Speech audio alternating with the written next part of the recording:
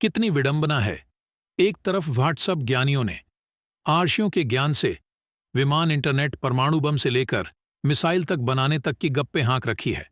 वही दूसरी तरफ 1951 एडी में राहुल सांकृत्यायन उर्फ केदारनाथ पांडे मंदिर के गर्भगृह की दीवार पर शिलालेख का जिक्र करते हैं, जिसे न तो वहां के शंकराचार्य पढ़ पाते थे, न मंदिर कमेटी। उल्टे रोज पूजा के बाद घी उस दीवार पर और पोत दिया जाता, जिससे शिलालेख के अक्षर ही दिखना बंद हो गए।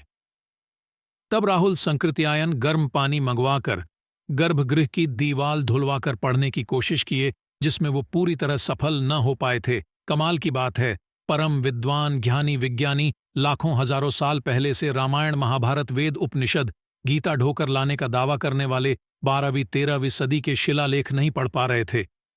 जो अपने गर्भगृह में लिखी 700 साल पुरानी बातें नहीं पढ़ पा रहे थे, उन्हें तथाकथित लाखों साल पुराने काल्पनिक बातों को ढोकर लाने का क्रेडिट देना व्हाट्सएप यूनिवर्सिटी के लिए ही पॉसिबल है।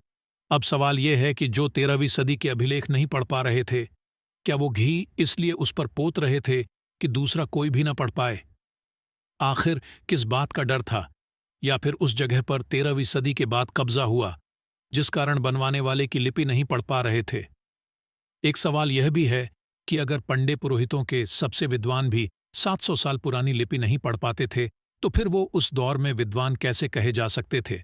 और फिर वो लोग कौन थे जो उस दौर में पढ़े लिखे थे, लेकिन आज उनको इतिहास के पटल पर इग्नोर किया जा रहा है?